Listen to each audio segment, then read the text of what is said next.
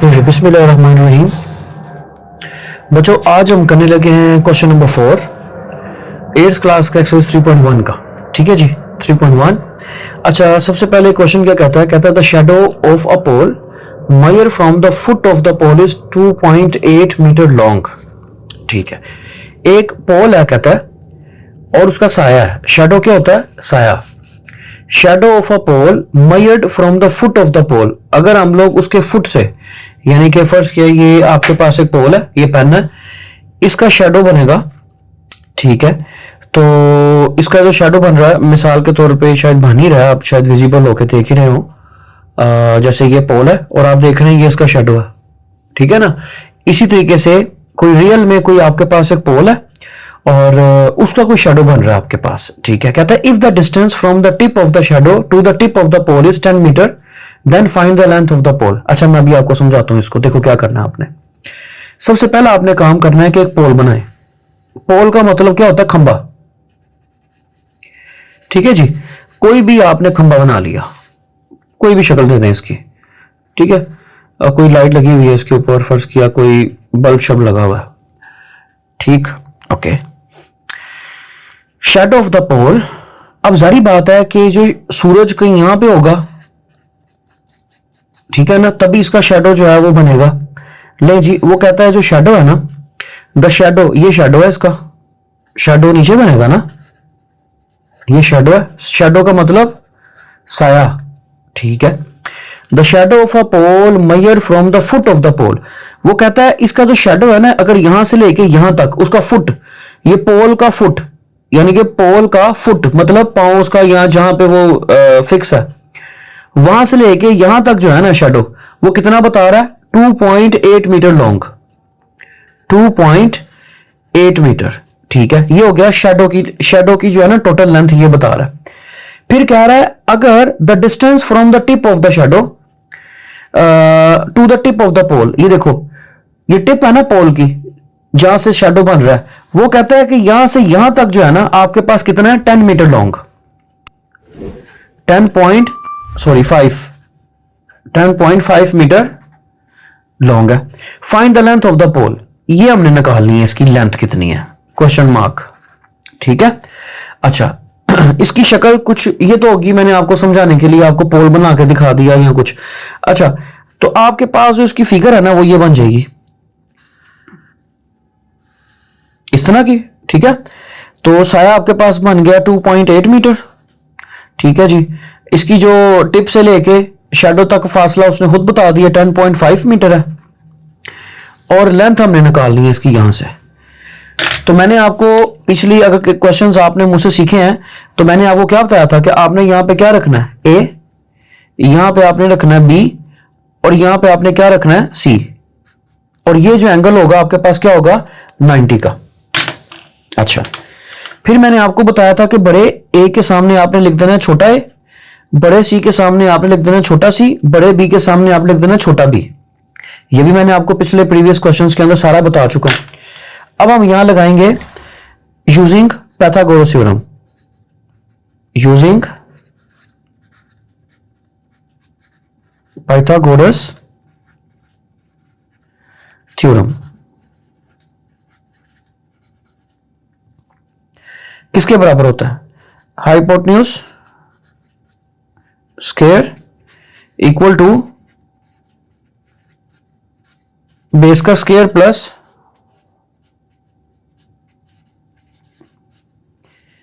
Altitude का square, और C square किसके बराबर है? ए स्क्वायर जमा बी स्क्वायर के। ठीक है, ये आपके पास फार्मूला। अब आप बताओ, ए आपके पास क्या है यहां पे? 2.8 मीटर्स। बी आपके पास क्या है निकालना है? ये उसकी लेंथ को शो कर रहा है। लेंथ ऑफ दी पोल कितनी है? नहीं पता, यही तो निकालने लगे। अच्छा, और सी आपके पास क्या है?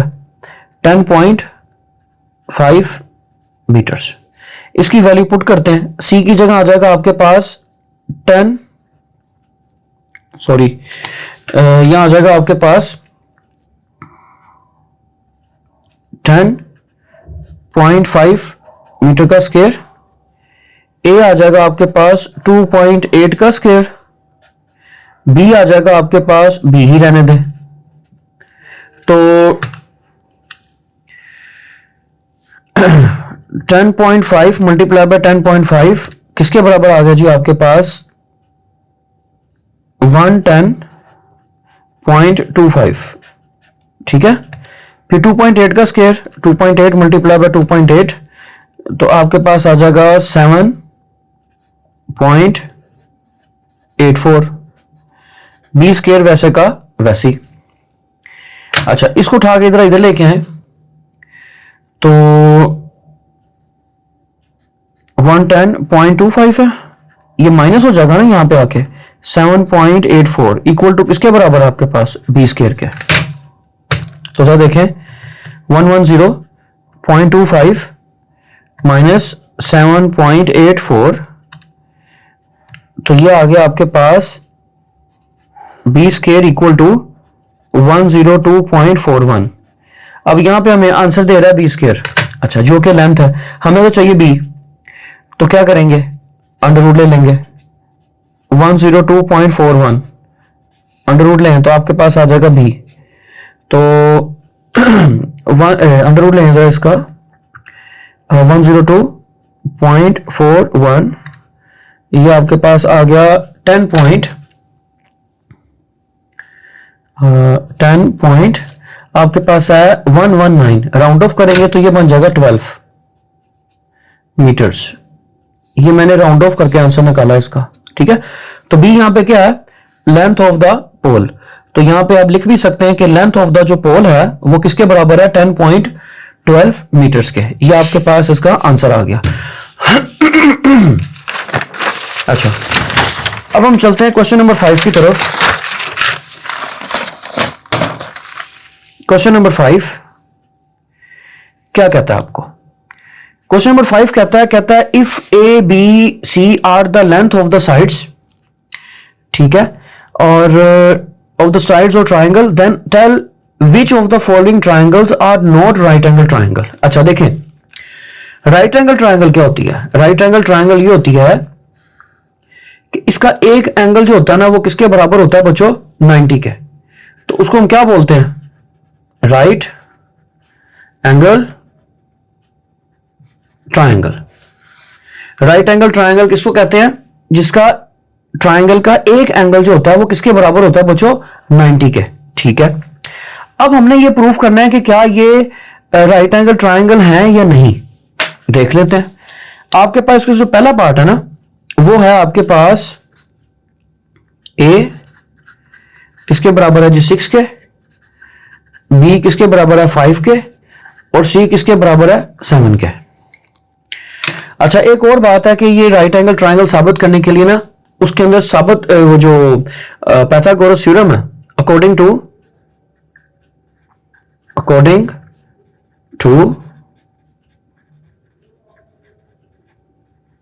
पाइथागोरस थ्योरम, वो किसके बराबर होता है हाइपोटेन्यूज स्क्वायर के बेस के स्क्वायर प्लस अल्टीट्यूड के स्क्वायर के। आपने यहां पे गौर करना है बस इस क्वेश्चन के अंदर, देखें उसने किया क्या, वो कहते हैं प्रूफ करें कि ये राइट एंगल ट्राइंगल है।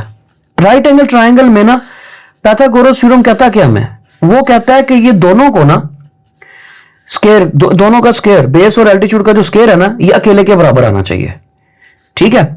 अब हम क्या करेंगे, इन तीनों वैल्यू को फार्मूले में पुट करेंगे तो दोनों वैल्यू आपस में क्या आनी चाहिए इक्वल आनी चाहिए, ठीक है ना, यानी कि इधर वाली साइड भी और इधर वाली साइड दोनों क्या होनी चाहिए बच्चों बराबर होनी चाहिए। करके देख लेते हैं। अब यहां पे लिखेंगे यूजिंग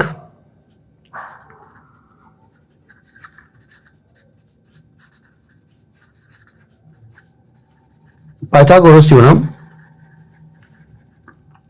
किसके बराबर होता है बच्चों हाइपोटेन्यूज का square is equal to base का स्क्वायर प्लस एल्टीट्यूड का स्क्वायर। यहां सी स्क्वायर किसके बराबर होता है A square plus B square के, ये वैल्यू पुट करते हैं इसके अंदर। सी आ जाएगा आपके पास 7 का स्क्वायर, ए आ जाएगा आपके पास 6, बी आ जाएगा आपके पास 5। 7 का क्या होता है बच्चों 49, 6 का 36, 5 का 25। अच्छा अब 36 में जरा 36 जमा करते हैं 25 तो आता है 61। क्या आ गया आपके पास बच्चों 61, यहां पे आ जाएगा 61 और आ गया 49। ठीक है। अच्छा अब मुझे ये बताएं कि क्या 49 बराबर है 61 के? नहीं, बराबर तो नहीं आया। तो हम यहां पे लिखेंगे कि it is not a right angle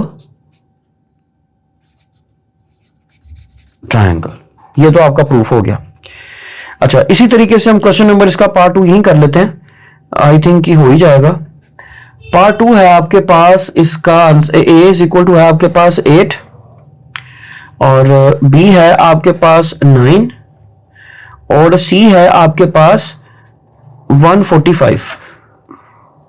ठीक है जी, ओके।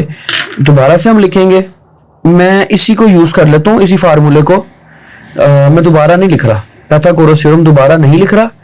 ठीक है, ये सामने ही लिखा हुआ है। तो हम ऐसा करेंगे, सी स्क्वायर की जगह आ जाएगा, चलें इतना लिख लेते हैं, C square is equal to A square plus B square.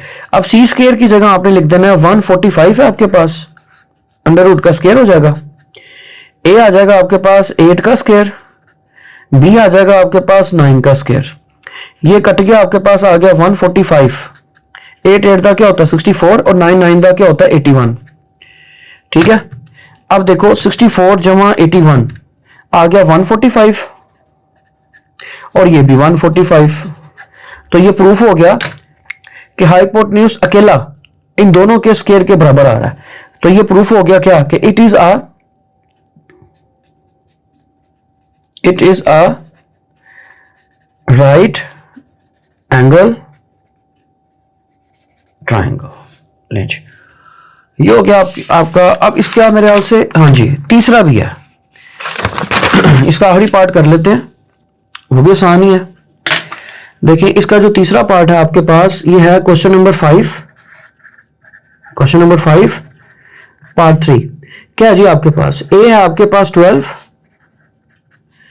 B है आपके पास क्या 5 और सी है आपके पास 13।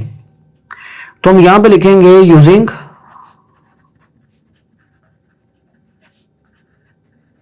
Pythagoras theorem. किसके बराबर होता है बच्चों? हाइपोटेन्यूज का स्क्वायर इक्वल टू बेस का स्क्वायर प्लस एल्टीट्यूड का स्क्वायर। यहां कुछ बच्चे लिखना पसंद करते हैं C square is equal to A square plus B square. तो मैं दोनों तरीकों से ही करके दे रहा हूं आपको। तो बच्चों सी आपके पास है यहां पे 13 का स्क्वायर, ए है आपके पास यहां पे 12, बी है आपके पास यहां पे 5। तो 13 को 13 से करेंगे तो आएगा आपके पास 169, 144 और 25।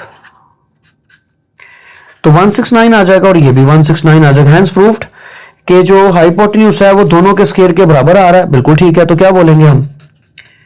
It is a right angle triangle. लें जी, आज मैंने आपके कंप्लीट कर दिए हैं क्वेश्चन 4 और 5 भी। अब हम नेक्स्ट में करेंगे इंशाल्लाह ताला कंप्लीट क्वेश्चन होगा question number 6। Thank you ji.